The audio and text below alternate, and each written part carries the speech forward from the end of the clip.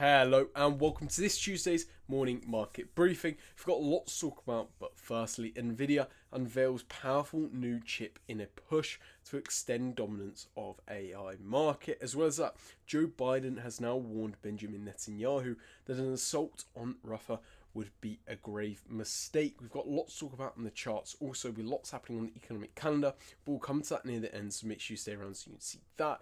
Before we get straight into it though, make sure to subscribe. But the first article to talk about is on the topic of Nvidia. Now, Nvidia has now revealed a new set of their latest artificial intelligence chips. This comes in lieu of claims by Nvidia that the chips are far more powerful than any others in the current market. Now, we actually haven't really spoken about Nvidia before. I believe we may have spoken a few times about, chip manufacturing companies and that kind of thing, and the industry, especially in relation to geopolitical tensions over the Taiwan Strait.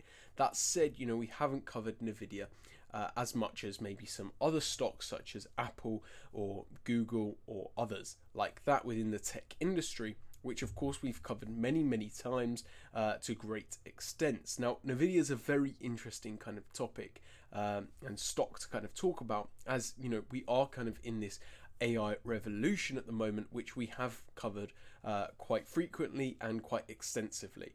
And Nvidia is quite literally at the forefront of this kind of revolution with their industry leading chips that are basically used within these AI language models and other kind of key new tech platforms which depend on these Nvidia chips. We do know that Nvidia is kind of leading the chip making industry in this sense, and we've definitely seen the kind of impact of Nvidia and the AI industry in the stock markets recently, with Nvidia of course pushing US equities to all-time highs recently and making up most of the gains that we are seeing on these US equities and US indices, which of course is being discussed at great lengths all the time at the moment.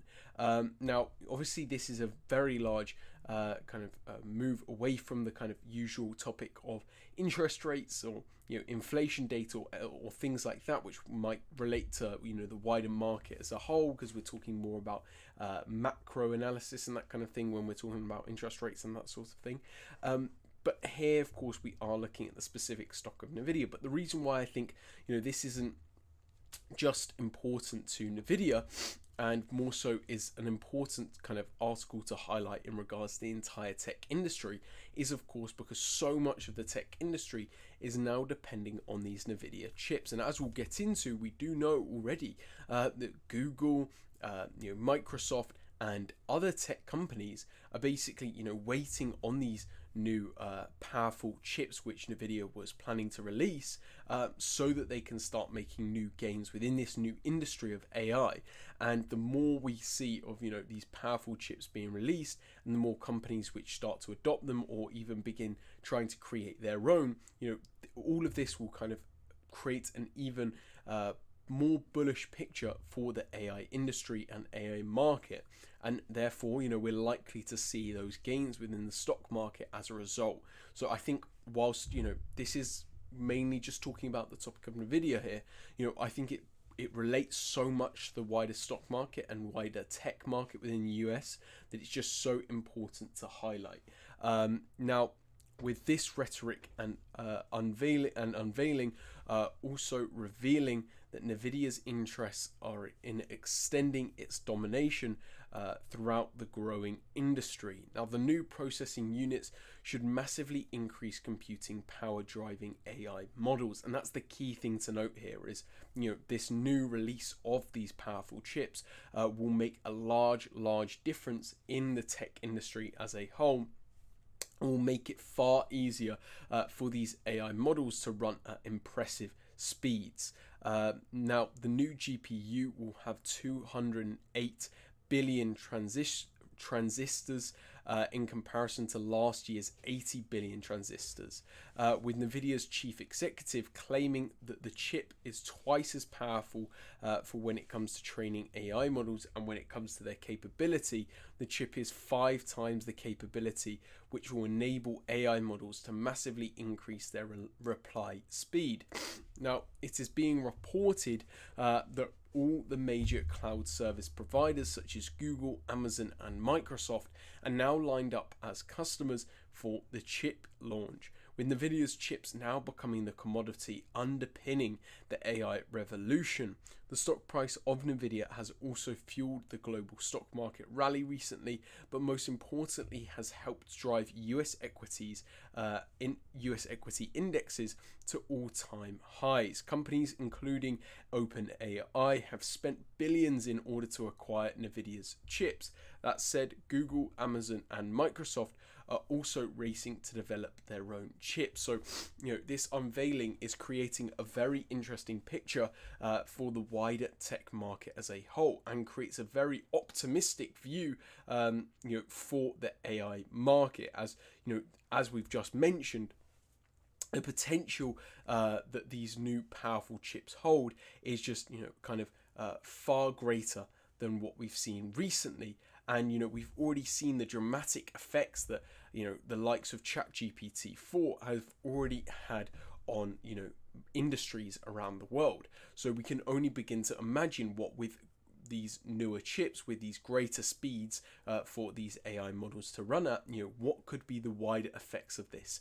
And I think this is a very interesting topic to keep on your mind, and definitely something which maybe you should be keeping on kind of some paper, or I don't know how to explain it, but basically make sure you're thinking about Nvidia's new chips when you're looking at the wider AI market. I think this is very, very important indeed.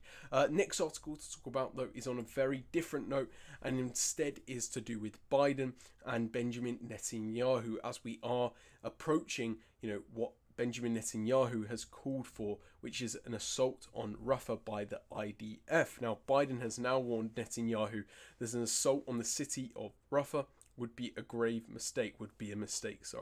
Now, this comes as he's asked Netanyahu to send a delegation to Washington with other plans for the next stage of the IDF's offensive against Hamas into Gaza. Now, of course, the conflict has now been raging between Hamas and the IDF and Israel, for quite some time now, beginning, of course, in October on the 7th, when we did see those Hamas attacks into Israeli territory and the massacres which did occur as a result. Since then, of course, we have seen Israel respond using the IDF, basically engaging in an air, ground, and naval operation into the Gaza Strip to destroy Hamas and that political identity that Hamas is representing as well. Now, of course, this has caused a great deal of kind of controversy, not only in the humanitarian impact, but also the political issues which have evolved from it. And a large reason why we have been noting this conflict as a very key topic to understand is, of course, the wider impacts that this could have on markets around the world. We do know already that oil's price, gold's price are two commodities, key commodities within the markets, which has been already greatly affected by this conflict. And as we've seen, gold's price has skyrocketed as a result of the fighting, as well as that oil's price obviously rose following Houthi attacks, in the Red Sea, as a result, pushing away those usual oil tankers, and also, of course, the risk of Saudi Arabia or other oil-producing nations within the kind of Arab Peninsula obviously has caused oil's price to increase further as well. So, this conflict has had grave effects already on the market, and the humanitarian impact is, of course, also important to highlight. Now, here, of course, we have Joe Biden and Benjamin Netanyahu kind of clashing once again, and this is kind of the worsening relations between Israel and the US, which has been developing since the October the 7th attack. Really, we did see a great deal of US support from Biden when, of course, that massacre did take place. But since then, we really have seen, Biden and Netanyahu's relations kind of degrade. And, Netanyahu is someone which would be described as a more right-leaning, far right-leaning candidate within Israel. And we do know, of course, there are a great deal of ideological differences as a result between Biden and Netanyahu. And Netanyahu's quite expansionist Israeli policy and views is coming into clash now with the more progressive views of Biden, and that is kind of the issue that we've seen develop. And here, of course, we do have Biden that is looking to prioritize the safety of the displaced kind of civilians within Rafah, whereas Netanyahu is, of course, focusing on the destruction of Hamas, which of course he's promised many times to Israeli public. And so now here we're kind of seeing this clash of plans, and we do know, of course, the US does hold a great deal of leveraging power over Israel due to the funding and that kind of thing. And we're likely to see this kind of develop further over the coming weeks or days, with this marking the first call between the two in a month. The offensive into Rafah is a particular worry to POTUS due to the high civilian population within the city, many of whom are displaced refugees from the initial phase of the conflict. Now, Biden has previously said that such an offensive is not needed and goals could be achieved in other ways. In response to such comments by Biden, Netanyahu has agreed to send officials to the US, with the delegation being expected to engage in discussions with US officials and plans to then be drawn up in order to secure the Egypt-Gaza border without a major invasion. Such ties between Biden and Netanyahu have been under strain recently due to Biden's comments on his worries of the effects that an offensive would have on civilians in the area. So very key topic to note here, very important article to highlight, as of course this will be affecting markets, as if an offensive into Rafah does take place, we do of course have a greater risk of regional escalation, which would affect markets greatly. So keep your eyes on conflicts in the Middle East as well. That's all to talk about on the articles, though. Next to talk about, of course, is the charts, where we do have quite a bit happening to start off the new week. Now, yesterday we did see on the US 30, beginning, of course, on the US 30, the Dow Jones, we did see kind of price stagnate. Not much can be said for US indices, it seems, to start off the week. In yesterday's market briefing, though, we did note how price had recently come down and come into contact with this 78.60 Fibonacci retracement level, and we noted how that could of course create some bullish opportunities for price to rise further throughout the rest of this week. That said, we did also highlight there is a great deal of US economic data coming out this week, which could definitely affect the way that the US 30 does move. We do often see on commodities or stocks or cryptos or anything like that, which could be affected by a key macroeconomic piece of data or decision. Often those assets do stagnate, they do range around, they do wait, and they consolidate until that data is released, that decision is made, and then we see the momentum once again enter the market. So that is what we could be seeing here, as we do know we are getting the Federal Reserve's interest rate decision this week, as well as the US inflation data. So two very important pieces of US data basically, which will be affecting the US 30 and US indices as a whole, and that is largely why we're seeing this stagnation currently on the US 30. As for technical kind of pictures to note, we are kind of sitting just above that old bearish retracement, bearish trend line, so maybe signaling to us some buy positions, because we are kind of sitting on top of this liquidity as well. That said, it is quite hard to kind of determine where price could go right now, so keep your eyes on the US 30 with all this data coming out. A similar picture can of course be said for the dollar, which is also going to be affected greatly by the data that we are getting this week. That said, we did see a kind of move to the upside yesterday, it seems, on the dollar, as when we ended off last week on Friday, price was really stagnating, not much was happening, price was consolidating. Yet on Monday, yesterday, it does seem like price was able to make a skip to the higher, a small skip higher, and come into contact nearly, or basically, with this key liquidity zone that we've noted previously as a key area for price to interact with, as well as that price did kind of peak just above that 61.80 Fibonacci retracement level, and kind of that zone as a whole. So possibly we do have some bearish opportunities now shaping up on the dollar. That said, we are getting that data this week from the US in regards to the Federal Reserve's interest rate decision and US inflation data, and that will be affecting markets greatly. So, some consolidation is to be expected on the dollar. And that said, but adding to the bearish picture, we are kind of seeing this small bearish inverse. I've completely forgot the name of what we would describe this as. It will come to me soon, but I'm very tired today. But basically, that is a bearish signal on the RSI. So bearish divergence, so yeah, that is something that's very important to highlight on the RSI also. So definitely keep your eyes on the dollar today and this week. Next to talk about is Euro USD. So still on top of the dollar, not much can be said on Euro USD apart from the fact that price has now broke this liquidity zone and has, as we highlighted yesterday as an opportunity, has now hooked back on itself, come into contact with this liquidity zone, and is now selling off further to the downside. So we could definitely see some further runs to the downside on the Euro USD, especially because we're getting a great deal of Euro data this week as well as US data, as we've already highlighted. So keep your eyes on the Euro USD. Next to talk about though is pound yen, which is in a very interesting position after kind of retracing and coming into contact now with this liquidity zone and Fibonacci retracement level of 61.80.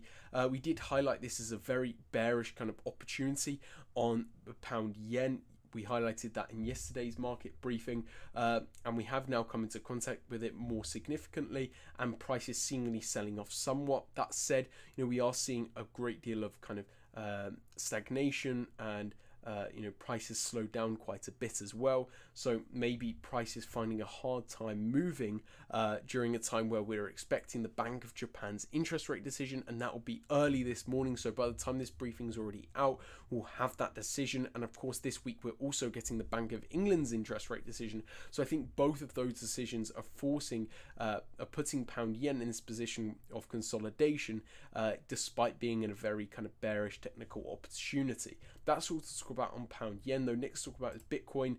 Not too much to say on Bitcoin apart from the fact that price has now seemingly broke this liquidity zone, as is now hooked back on itself and come into contact with price. Possibly this is a bearish signal. That said, we've seen so much bullish momentum recently and hype around Bitcoin that it's just hard to call whether this is now a significant bearish opportunity for price, or this is just a kind of longer term retracement that was kind of needed on Bitcoin. And now prices hit that 61.80. We have that potential to swing higher. Next, talk about though is gold. Gold is once again continuing to form this kind of bullish flag. Very interesting opportunity in my opinion. That said, price is still quite overbought at the moment, and so in my head I'm finding it hard to kind of use this technical picture, which is kind of saying, this is a bullish opportunity, when I also understand that there's a great deal of kind of fundamental news and data which is creating quite a bearish picture for gold, as well as the fact that price is very overbought at the moment. So definitely keep your eyes on gold nonetheless. And lastly to talk about in the charts is of course oil, which has just pushed higher to start off the week and has made new highs not seen of course since October, November. So very significant gains on oil, and price is now pushing not too far away from that $90 a barrel mark, and price has broken above this key liquidity zone. So definitely today we could see price retrace back down and come into contact with that level. That said, we are also seeing a small bearish divergence form on oil's price on the RSI specifically. So definitely keep your eyes on oil. That's all to talk about in the charts though. Finally to talk about of course is the economic calendar. We're getting lots of very important data today, which I'll get through quickly. Now firstly, we are getting the Aussie interest rate decision as well as their consumer inflation expectations figure. Followed by that, we're getting the Bank of Japan's interest rate decision, a very important figure of course to highlight, and just after that, the Japanese industrial production figure. So two very important Japanese figures to note there. Followed by that, we're getting the Swiss balance of trade figure and some more Eurozone data in the sense of the Eurozone and German economic sentiment figure. followed by that the Spanish consumer confidence figure, and across the pond now we'll be getting the Canadian inflation rate figure as well as some US building permits data. So lots of very important data that we're getting today and lots to look out for on the charts. We've covered lots in the articles, lots in the charts, and lots on the economic calendar. Hope you have a great trading day. But that's all from us at Wildwood Capital. Have a great one. See you later.